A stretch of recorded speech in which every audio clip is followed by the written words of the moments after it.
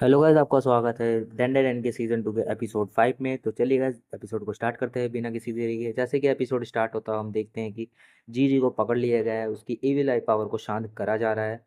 तो यहाँ पे मोमो और उसके दोस्त उसको शांत करने के लिए मंत्रों का उच्चारण कर रहे होते हैं, और जैसे ही मंत्र खत्म होते हैं तो वो उसको चेक करने के लिए जाते हैं कि ये सही हुआ या नहीं, लेकिन वो सही नहीं होता, उसके ऊपर कोई असर नहीं होता है।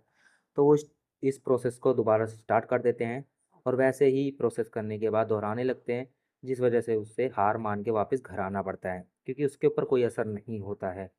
तभी सभी लोग यहाँ पे खाना खाना स्टार्ट करते हैं। तो आयरा इस बात से गुस्सा हो जाती है कि कोई भी उसे साथ लेके नहीं गया, जिस वजह से वो मोमो से आपस में लड़ना स्टार्ट कर देती है। और तब आयरा कापा से पूछने लगती है कि आखिरकार वो अर्थ पर क्यों आया है। फिर कापा बताता है कि मैं बहुत ज़्यादा खुश था कि तुम लोगों ने मुझे गाय दी थी, पर उसने वापस जाकर दूध ही नहीं दिया, जिस वजह से मुझे वापस आना पड़ा। और वैसे भी हमारा प्लानिटरी सिस्टम स्टार्स से भरा हुआ है, जो ऑक्सीजन से डायरेक्टली हमारे लंग्स में जाता है, और इसी कारण से काव मिल्क प्रोड्यूस नहीं कर पा रही थी। और क्योंकि मेरे बेटे को दूध की बहुत ज़्यादा ज़रूरत है, इसीलिए हम डिसाइड करते हैं कि हम अर्थ पे रहेंगे। और तभी औकारुन ये सारी चीज़ें सुनकर बहुत ज़्यादा एक्साइटेड हो जाता है कि ऑक्सीजन सीधा कांपा के लंग्स में जाता है, जिस वजह से उसे वो सवाल पूछने लग जाता है। तभी यहाँ पे मोमो की दादी और मांजिरो ईविल आई को एक्सरसाइज करने के लिए अलग अलग लोगों को लाने के बारे में बातचीत करी होते हैं, पर अभी उन्हें ऐसा कोई नहीं मिला। मुझे जीजी के लिए बहुत बुरा लग रहा है, क्योंकि उसे अभी ऐसा ही रहना पड़ेगा थोड़े टाइम के लिए।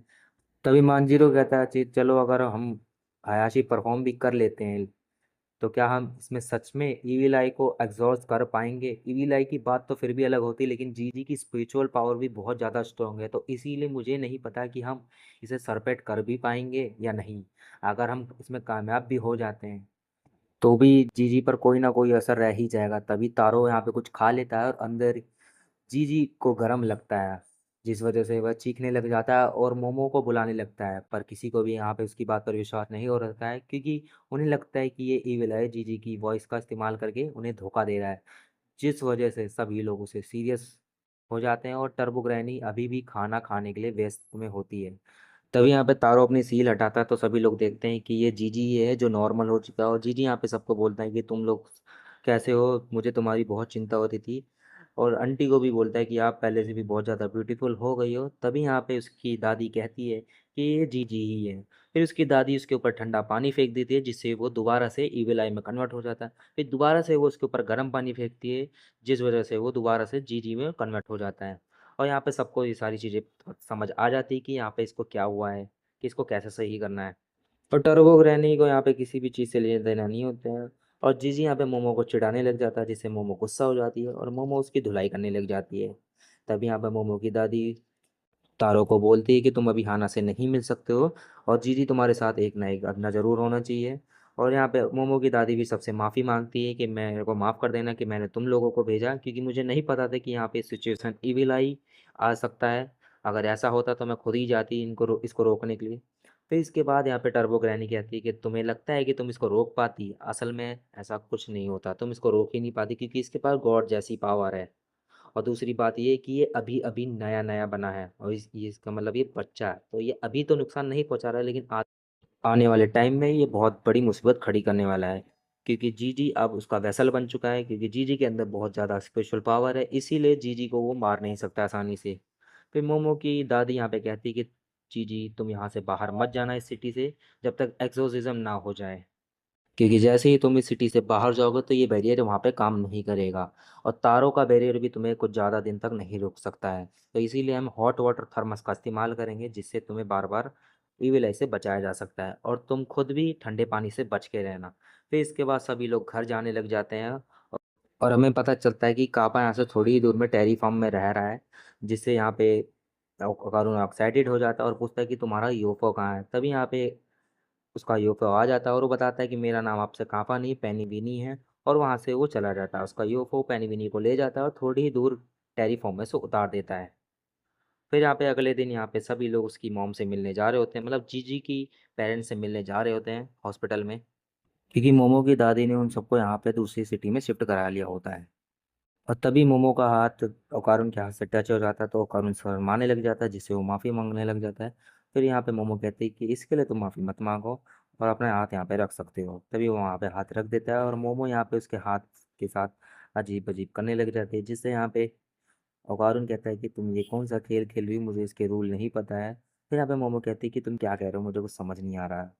और यहाँ पे इन सब की रोमांटिक मोमेंट को जीजी खराब कर देता है और ग्रैनी ये सारी चीज़ें देख लेती है, लेकिन वो यहाँ पे कुछ नहीं बोलती है। और तभी ये सब लोग हॉस्पिटल पहुंच जाते हैं और जीजी अपने पेरेंट्स को देख के रोने लग जाता है। और तभी वहाँ पे पीछे टीवी में उस वेलकनो की बात चल रही थी जो रिप्ट हो चुका है, और उससे बोला जाता है कि सभी लोग दूर रहे, और यहाँ पे कीटो फैमिली को अरेस्ट कर लिया है मर्डर के जुर्म में। लेकिन जो कीटो फैमिली की हेड है वो अभी भी भागी हुई होती है। तब यहाँ पे कीटो फैमिली की हेड दिखाई जाती है, वो कहती है कि मैंने इसको 200 साल लगा दिया बड़ा करने में, लेकिन मोमो ने सब कुछ खराब कर दिया। और फिर हमें कीटो फैमिली की जो हेड होती है उसकी असलियत दिखाई जाती है कि वो एक एलियन है। तब यहाँ पे अगला दिन आता है और ये सभी स्कूल जा रहे होते हैं ये दोनों। और ओकारुन फिर मोमो से पूछता है कि जीजी कैसा और एक्सोसिज्म कब होगा। फिर यहाँ पे जी मोमो बताती है कि जीजी ये भी बिल्कुल सही नहीं है, क्योंकि उसके ऊपर बैरियर का कोई असर नहीं हो रहा है। और एक्सोसिज्म कब होगा मुझे नहीं पता, क्योंकि एक्सोसिज्म हयाशी के जैसे है और हयाशी करने के लिए कोई तैयार है ही नहीं, कोई बंदा हमें मिल ही नहीं रहा है, इसलिए मुझे नहीं पता। फिर मोमो कहती है कि मुझे तुमसे एक बात पूछनी है। तब यहाँ पे मोमो की सहेली आ जाती है जो इन दोनों की बात को डिस्टर्ब कर देती है। और इन दोनों की सहेली कहती है कि यहाँ पे कोई यूएफओ देखा गया है, और ये सब लोग स्कूल की तरफ चल लेते हैं। इसके बाद हम आयरा को देखते हैं जो कि अपनी क्लास में नहीं जा पा रही थी, क्योंकि उसने गलत रूमर्स फैला दिए थे मोमो के बारे में, जिस वजह से वो किसी से बात ही नहीं कर पा रही थी। तभी यहाँ पे मोमो उसको लेके यहाँ से चली जाती है।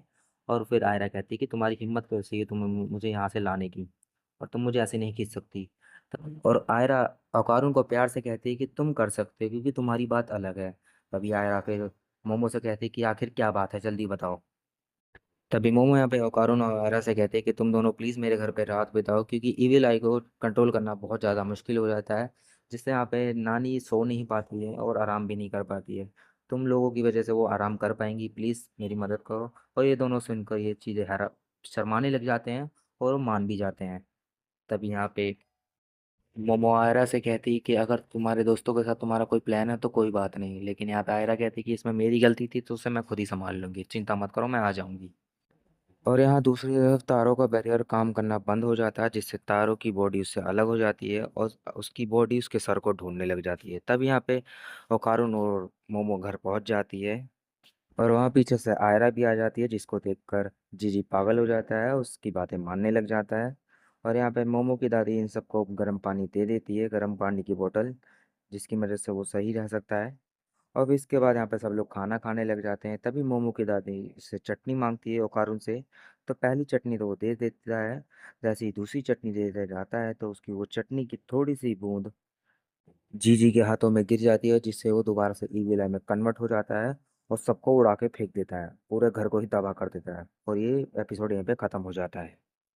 तो गाइस ये एपिसोड आपको कैसा लगा कमेंट सेक्शन में ज़रूर बताएं, वीडियो को लाइक कर दे, चैनल को सब्सक्राइब कर दे, बेल आइकन प्रेस कर दे, जिससे हमारे आने वाली हर वीडियो आपके पास सबसे पहले पहुंचे। तो चलिए गाइस मिलते हैं नेक्स्ट वीडियो में, अभी के लिए बस इतना ही।